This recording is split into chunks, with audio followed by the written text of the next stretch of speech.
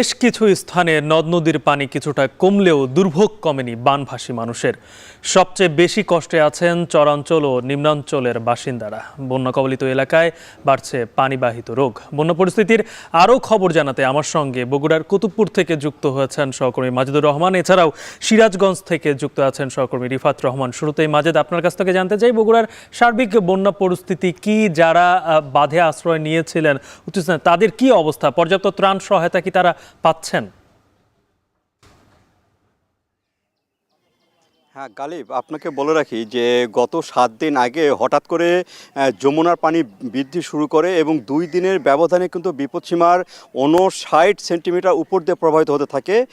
তখন কিন্তু বগুড়ার যে চরাঞ্চল, প্রায় শতাধিক চরাঞ্চলের মানুষজন কিন্তু দিক বিদিক ছোটাছুটি করে এই যে বাঁধ এবং উঁচু যে স্থানগুলো রয়েছে সে স্থানগুলোতে আশ্রয় নিতে শুরু করে এবং এখন পর্যন্ত এই বাঁধে এবং উঁচু স্থানে স্কুল কলেজে সেখানেই কিন্তু যে বানভাসী মানুষগুলো সেখানে রয়েছে। আর আজকে পানি সেটি হলো বিপদ সীমার এখনও 32 সেন্টিমিটার উপর দিয়ে কিন্তু প্রবাহিত হচ্ছে। যদিও 59 সেন্টিমিটার ছিল, সেখান থেকে পানি কমে 32 সেন্টিমিটার উপর দিয়ে প্রবাহিত হচ্ছে। আর এখানেই কিন্তু মানুষগুলো এখনও কিন্তু যে দুর্ভোগ সেটি আপনারা দেখতে পাচ্ছেন যে আমার বাঁধের নিচেই বিস্তীর্ণ এলাকা গ্রামগুলো কিন্তু এখনও পানিতে নিমজ্জিত অবস্থায় রয়েছে এবং দুর্ভোগে এখনও মানুষ রয়েছেন। আর এখানে খাদ্য যেটি বলা হচ্ছে যে সরকারি তরফ থেকে বগুড়ার যে সারিয়াকান্দি উপজেলা, যেখানে বলা হচ্ছে যে 59,000 মানুষ পানিবন্দী রয়েছে, সেখানে মাত্র 200 মেট্রিক টন চাল বরাদ্দ করা হয়েছে এবং 2 লাখ টাকা বরাদ্দ করা হয়েছে। এটি খুবই অপ্রতুল। এখানকার মানুষজন বলছে যে যারা আশ্রয় নিয়েছেন তারা কিন্তু সবাই তারা পাননি, যে ত্রাণ তৎপরতায় যেটি করা হয়েছে সেটি কিন্তু সবার ভাগ্যে জোটেনি। যাদের ভাগ্যে জুটেছে তারা কিন্তু মোটামুটি তারা দিনাতিপাত করতে পারছেন খেয়ে, আর যাদের একদম অনাহারী মানুষগুলো তারা কিন্তু এখনও কষ্টে রয়েছেন। আর এখানে যে দুর্ভোগের কথা আরও যেটি বলা হচ্ছে যে রাস্তাঘাট এবং যে গবাদি পশু এবং ফসলের যে হানি হয়েছে সেটি কিন্তু এখনও দৃশ্যমান হয়নি। কিছুদিন পরে পানি যদি আরেকটু কমে যায় তখন বোঝা যাবে যে আরও কী পরিমাণ ক্ষয়ক্ষতি হয়েছে। তাহলে এই যে ক্ষয়ক্ষতি পরিমাণ সেটি নিরূপণ এখনও কাজ চলছে।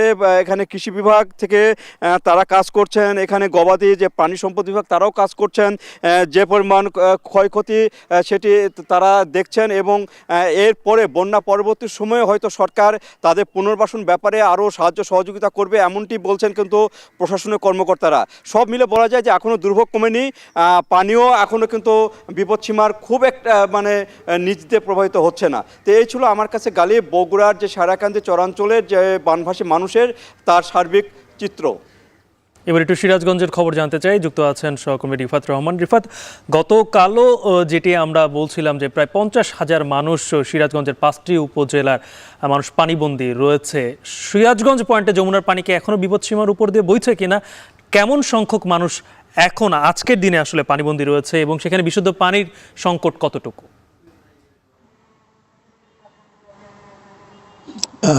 গালিব, গত 3 দিন যাবৎ কিন্তু যমুনার পানি কম ছিল, তবে গত 24 ঘন্টায় হঠাৎ করে কিন্তু আরও 1 সেন্টিমিটার পানি যমুনার বৃদ্ধি পেয়েছে, যে কারণে সিরাজগঞ্জের যে সার্বিক বন্যা পরিস্থিতি সেটি কিন্তু অপরিবর্তিতই রয়েছে। এখন পর্যন্ত যমুনার পানি কিন্তু বিপদসীমার 35 সেন্টিমিটার উপর দিয়ে প্রবাহিত হচ্ছে, যে কারণে জেলার যেগুলো চরাঞ্চল এবং নিম্নাঞ্চল সেগুলো কিন্তু এখনও পানিবন্দী অবস্থায় রয়েছে অনেক মানুষ।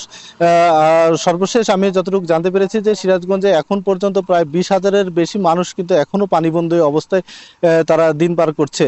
বিশেষ করে সিরাজগঞ্জের যে 5টি উপজেলা রয়েছে নদী তীরবর্তী, সিরাজগঞ্জ সদর, কাজীপুর, বেলকুচি, শাহজাদপুর এবং চৌহালি উপজেলার যে নদী তীরবর্তী 34টি ইউনিয়ন রয়েছে, এই 34টি ইউনিয়ন কিন্তু এবারের বন্যায় কিন্তু পানিবন্দী অবস্থায় ছিল এবং পানি যেহেতু নামতেছে, যে কারণে সিরাজগঞ্জে এখনও 35 সেন্টিমিটার উপর দিয়ে প্রবাহিত হয়। অনেক এলাকায় এখনও পানিবন্দী অবস্থায় রয়েছে, তবে নদীর তীরবর্তী যেগুলো নিম্নাঞ্চল রয়েছে সেগুলো এলাকায় কিন্তু পানি অনেকটাই নেমে এসেছে, যে কারণে এসব এলাকায় কিন্তু বন্যার অনেকটাই উন্নতি হয়েছে বলে আমাদেরকে জানিয়েছে জেলা প্রশাসনের পক্ষ থেকে। তবে এখন পর্যন্ত যে যদি বন্যার এবারের পরিসংখ্যান বলি, তাতে এবছর এই চলতি বন্যায় প্রায় 34টি ইউনিয়নের লক্ষাধিক মানুষ কিন্তু এখন পর্যন্ত বন্যায় ক্ষতিগ্রস্ত হয়েছে। তবে এখনো কিন্তু পরিসংখ্যানের কাজ চলছে। তবে জেলা প্রশাসনের পক্ষ থেকে এখন পর্যন্ত 100 মেট্রিক টন জিআর চাল বিতরণ করা হয়েছে। তবে এটি কিন্তু যে বন্যা কবলিত ক্ষতিগ্রস্ত মানুষ তাদের তুলনায় কিন্তু একদমই অপ্রতুল। পাশাপাশি বিভিন্ন সংস্থা থেকেও কিন্তু ত্রাণ বিতরণ কার্যক্রম চলছে। আজ জেলা পরিষদের পক্ষ থেকে 300 প্যাকেট ত্রাণ বিতরণ করা হচ্ছে। তো সার্বিক বন্যা পরিস্থিতি অপরিবর্তিতই রয়েছে গালিব। রিফাত, আপনি যেমনটি বলছিলেন যে যমুনার পানি এখনো 35 সেন্টিমিটার উপর দিয়ে বইছে, যে কারণে জামালপুরে বন্যা পরিস্থিতি কিন্তু খুব একটা ভালো না। সেই খবর জানাতে আমার সঙ্গে ইতিমধ্যে যুক্ত হয়েছেন সহকর্মী জুয়েল রানা। জুয়েল, কি অবস্থা জামালপুরের? কতটি গ্রাম এখন পর্যন্ত পানিতে তলিয়ে আছে এবং এই যে বন্যা দীর্ঘায়িত হচ্ছে, এতে আর কি কি সমস্যা সেখানে হচ্ছে?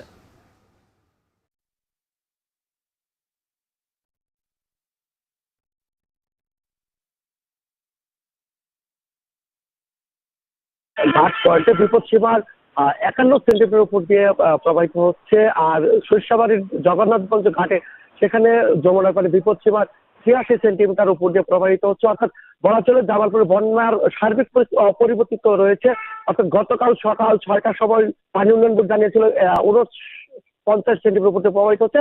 অর্থাৎ গত 12 ঘন্টায় সেটি 2 সেন্টিমিটার বেড়ে বর্তমানে 51 সেন্টিমিটার উপর দিয়ে এবং 86 সেন্টিমিটার উপর দিয়ে প্রবাহিত হচ্ছে। সব মিলিয়ে বলা ছিল জামালপুরের 7টি উপজেলার 50টি ইউনিয়নের 965টি গ্রামের লক্ষাধিক মানুষ এই মুহূর্তে পানিবন্দী হয়ে পড়েছে। অর্থাৎ 1.5 সপ্তাহের বন্যায় জামালপুরের বনবাসী মানুষগুলো নাকাল হয়ে পড়ছে।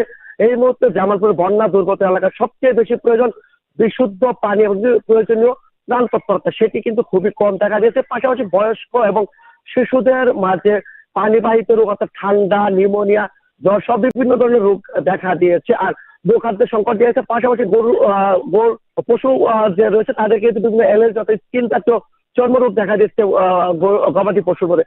সব মিলিয়ে বলা চলে এই মুহূর্তে জামালপুরের বানবাসী যত বন্যা দীর্ঘায়িত ততই মানুষের দুঃখ দুর্দশার অন্তরে। আর পাশাপাশি জেলা প্রশাসনের পক্ষ থেকে ইতিমধ্যে 7 লক্ষ টাকা নগদ করা হচ্ছে। আর 2,05,40 কোটি টাকা